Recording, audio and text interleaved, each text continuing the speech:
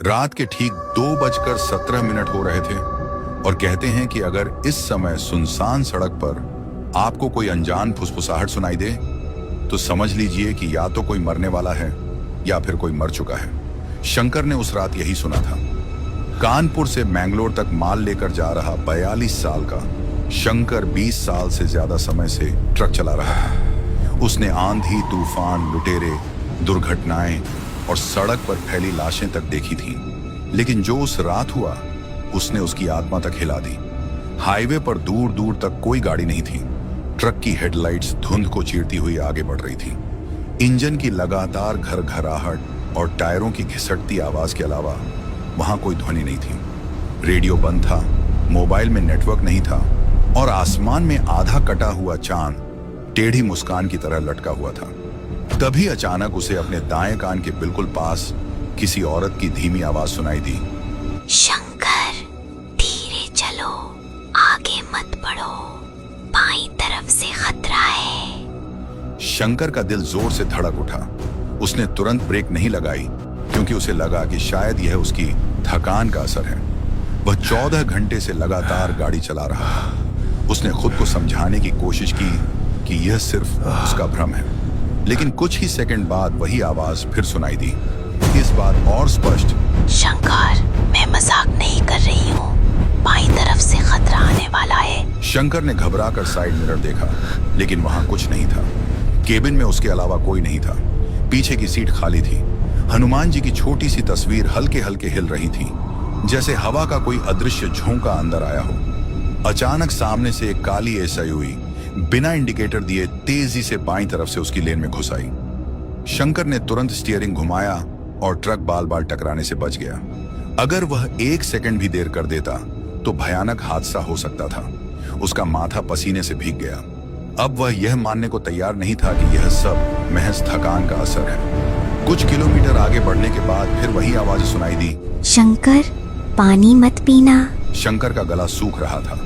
उसने ढाबे से खरीदी हुई सील्ड पानी की बोतल उठाई, लेकिन जैसे ही उसने ढक्कन खोला उसके हाथ रुक गए। उसे बोतल के अंदर कुछ काला सा तैरता हुआ दिखाई दिया।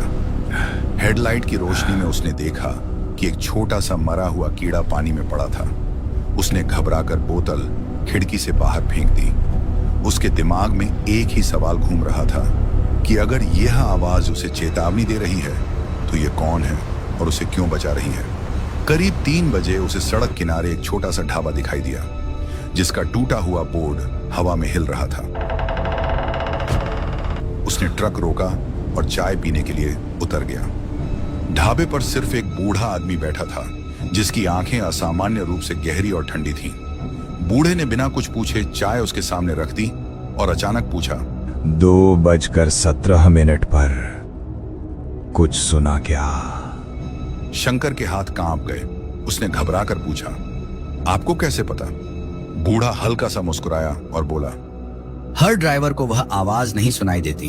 वह सिर्फ उन्हीं को सुनाई देती है जिनकी किस्मत में कोई अधूरा हिसाब लिखा होता है। शंकर ने चिढ़कर कहा कि वह भूत प्रेत में विश्वास नहीं करता, लेकिन बूढ़े ने उसकी बात काटते हुए धीमी आवाज में कहा, वह कर्ण पिशाचिनी है। वह कान में आकर फुसफुसाती है, कभी चेतावनी देती है, कभी विनाश का कारण बनती है। जिसे वह चुन ले उसका पीछा नहीं छोड़ती। उसी समय शंकर के कान में फिर वही फुसफुसाहट गूंजी, वह झूठ बोल रहा है। शंकर का चेहरा पीला पड़ गया।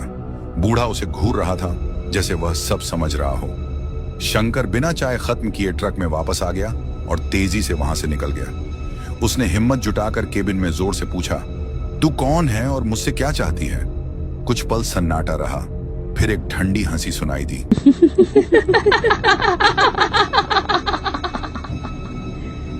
आवाज ने कहा, मैं तुझे बचा नहीं रही थी, मैं तुझे तैयार कर रही थी।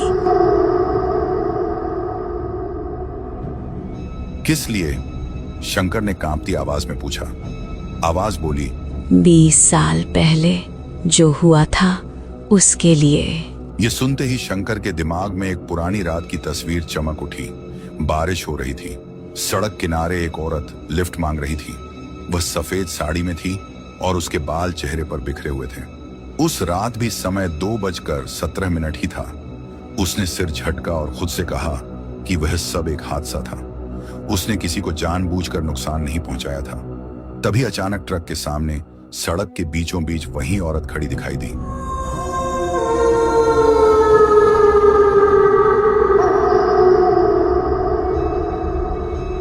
सफेद साड़ी, भीगे बाल और पूरी तरह काली आंखें। ट्रक अपने आप रुक गया, इंजन बंद हो गया, मोबाइल की स्क्रीन अपने आप जल उठी और समय फिर वही था, 2:17। स्क्रीन पर एक संदेश उभरा, आज अधूरा हिसाब पूरा होगा। शंकर ने दरवाजे लॉक कर दिए, लेकिन उसे महसूस हुआ कि कोई पीछे की सीट पर बैठ गया है। उसके कान के पास गर्म सांसों की हल्की सरसराहट महसूस हुई। आवाज ने बहुत पास से कहा, तूने मुझे कुचला नहीं था, तूने मुझे धक्का दिया था। शंकर की आंखों के सामने वह दृश्य साफ होने लगा। उस रात उसने ब्रेक लगाया था, लेकिन पूरी ताकत से नहीं। उसने स्टीयरिंग मोड़कर उस औरत को बचाने की बजाय हल्का सा धक्का दिया था, क्योंकि उसे डर था कि अगर वह ट्रक रोक देगा तो डकैती हो सकती है। औरत सड़क किनारे खाई में गिर गई थी। उसने पीछे मुड़कर नहीं देखा था। अब वही औरत उसके सामने खड़ी थी, लेकिन सबसे बड़ा डर यह नहीं था कि वह मर चुकी औरत लौट आई थी। सबसे बड़ा डर यह था कि आवाज ने उससे कहा, मैं वो औरत नहीं हूं, मैं वो हूं जो उसके मरने के बाद पैदा हुई। शंकर की सांस रुक गई। अगर वह औरत कर्ण पिशाचिनी नहीं थी, तो फिर यह शक्ति कौन थी? क्या वह सिर्फ उसके अपराध बोध का रूप थी, या कोई ऐसी सत्ता जो अधूरे पापों से जन्म लेती है? और अगर वह 20 साल से उसका इंतजार कर रही थी, तो उसने अब तक शंकर को जिंदा क्यों रखा? क्या वह उसे मारने आई है या उससे कुछ और करवाने? और सबसे बड़ा सवाल, क्या इस बार भी समय 2:17 पर ही सब खत्म होगा, या यह तो सिर्फ शुरुआत है? क्या शंकर सच में दोषी है, या वह किसी ऐसे खेल में फंस चुका है जहां असली खिलाड़ी कोई और है?